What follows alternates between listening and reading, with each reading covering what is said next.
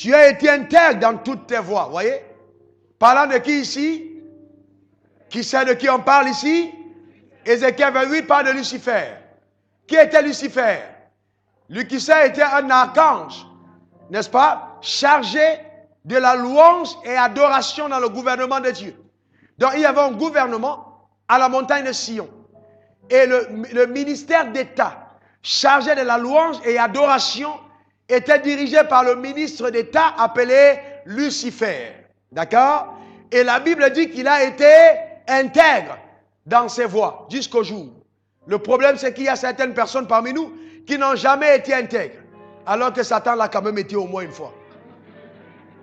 Amen. Il a quand même été intègre. Ça doit nous amener à réfléchir. Satan a quand même été intègre, mais il a été intègre jusqu'au jour où l'iniquité a été trouvée en lui. Donc il ne faut pas commencer dans l'intégrité, il faut terminer dans l'intégrité aussi. La fin d'une chose vaut mieux que son commencement.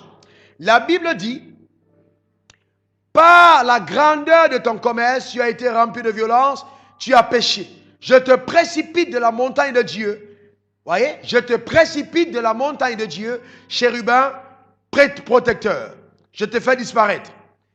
Du milieu des pierres étincelantes. Vous voyez, Lucifer était dans quoi? Les pierres étincelantes.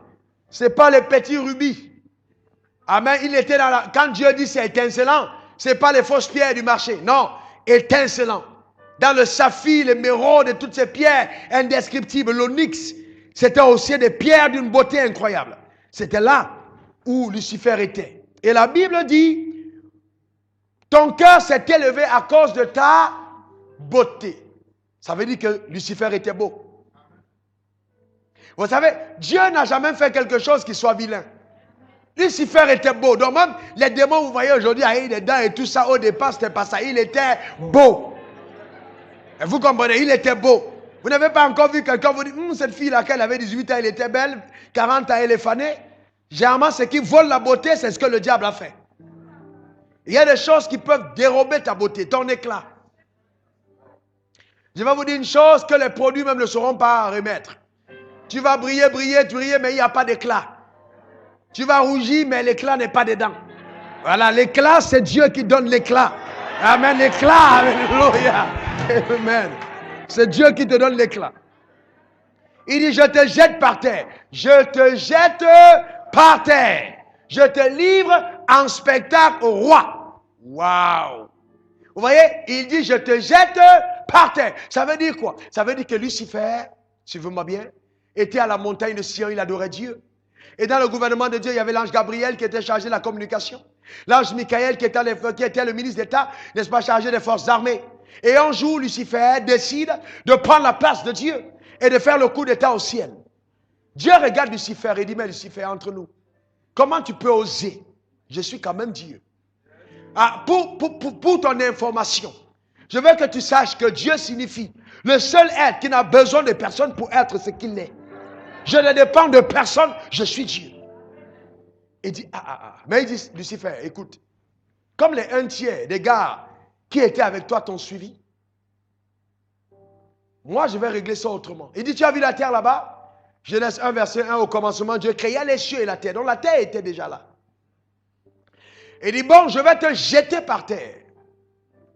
Et de la terre, je vais susciter une espèce humaine que je vais installer dans la royauté. C'est pour ça qu'il dit, je te livre en spectacle. Quand on dit tu es livré en spectacle, ça veut dire que tu es ridiculisé devant cette créature et par elle. Donc c'est là que Dieu pense à créer l'homme. Donc dans la pensée de l'homme, il pense à un roi. Mais le problème que Dieu a, c'est qu'il faut un roi qui soit dans une gloire plus grande que Lucifer a connue. C'est pourquoi Lucifer puisse grincer des dents pour regretter totalement ce qu'il avait piqué au ciel. Quand il verra Raoul Wafo vivre sur la terre. Alléluia. Est-ce que vous savez que tu as été suscité, ta vie, tu as été créé pour faire honte à Satan? C'est-à-dire que le diable te regarde comme ça et puis dit non, Dieu est puissant. Vous voyez? Est-ce que vous comprenez ce que je veux dire? Vous voyez? C'est pour ça que Dieu nous a créés. Pour qu'on puisse faire honte à Satan. Mais vous voyez, Satan n'a jamais digéré ça. C'était terrible.